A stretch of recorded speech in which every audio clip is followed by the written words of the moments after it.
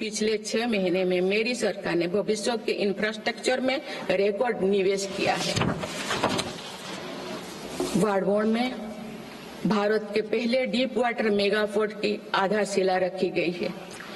76,000 करोड़ की लागत से बनने वाला ये पोर्ट विश्व के शीर्ष 10 पोर्ट में से एक। मुझे बताते हुए खुशी हो रही है कि उधमपुर श्रीनगर बारामूला रेल लिंक परियोजना पूरी हो गई है और अब देश कश्मीर से कन्याकुमारी तक रेलवे लाइन से जुड़ जाएगा। इस महत्वाकांक्षी परियोजना के तहत चेनाब ब्रिज का निर्माण हुआ है, जो विश्व का सबसे ऊंचा रेल ब्रिज है। साथ ही आंजी ब्रिज देश का पहला रेल केबल ब्रिज बना है। सिंकुन ला सुरंग पर काम भी सफलतापूर्वक आगे बढ़ रहा है। निकट भविष्य में पूरी होने पर यह विश्व की सबसे ऊंचा सुरंग है। इससे लद्दाख और हिमाचल प्रदेश के बीच 12मासी संपर्क बना रहेगा।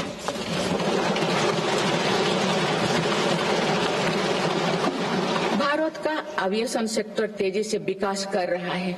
देश की एयरलाइन कंपनियों ने 1700 से अधिक नए विमानों के ऑर्डर दिए हैं।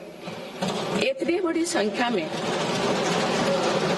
आने वाले विमानों के परिचालन के लिए हम एयरपोर्ट्स का विस्तार कर रहे हैं। पिछले एक दशक में देश के एयरपोर्ट्स की संख्या 2 गुनी हो गई।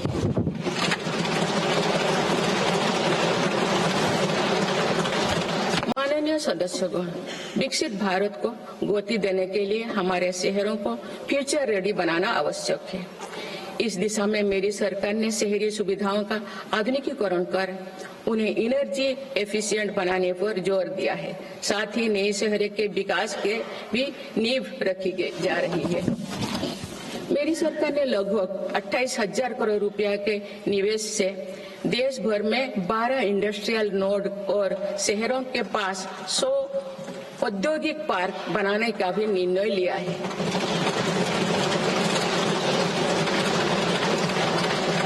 शहरी यातायात को सुगम बनाने के कार्य लगातार जारी है। दिल्ली, पुणे, ठाणे और बेंगलुरु में मेट्रो प्रोजेक्ट्स और अहमदाबाद भुज रूट पर शुरू हुई नमो भारत रैपिड रेल सर्विसेज विकसित भारत के शहरों का स्वरूप।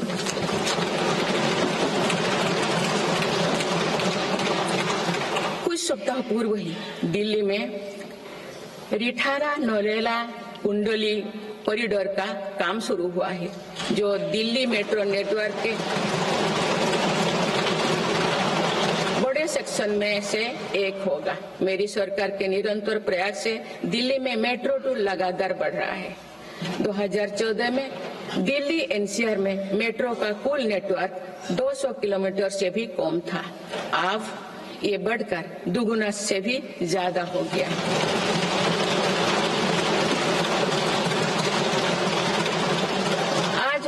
बताते हुए बेहद प्रसन्नता हो रही है कि भारत का मेट्रो नेटवर्क अब 1000 किलोमीटर के माइलस्टोन को पार कर चुका है।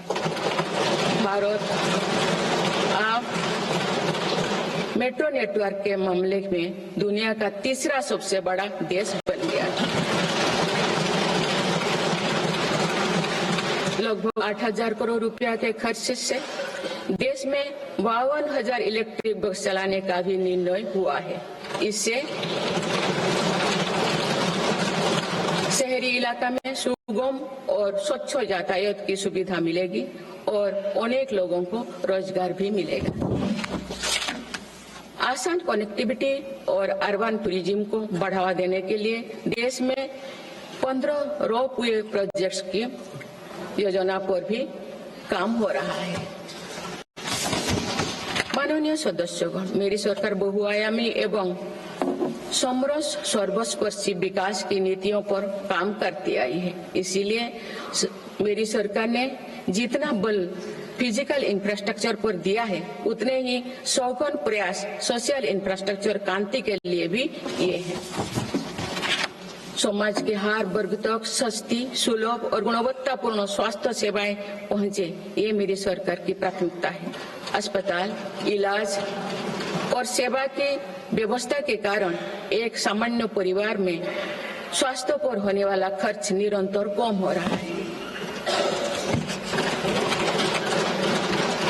देश में नागरिकों तक बेहतर स्वास्थ्य सेवाएं पहुंचाने के लिए 1,75,000 आयुष्मान आरोग्य मंदिर बने हैं।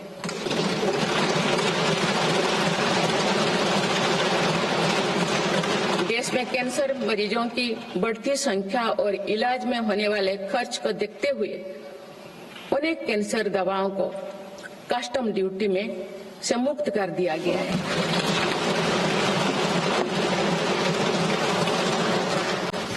सर्वाइकल कैंसर के लिए अब तक लगभग 9 करोड़ महिलाओं की स्क्रीनिंग की जा चुकी है। मेरी सरकार के प्रयास से दिमागी बुखार से लड़ने में देश को काफी सफलता मिली है। इससे होने वाले मृत्यु दर अब घटकर 6% रह गए। राष्ट्रीय टीबी उन्मूलन कार्यक्रम के अंतर्गत टीबी के मरीजों की संख्या भी घटी है।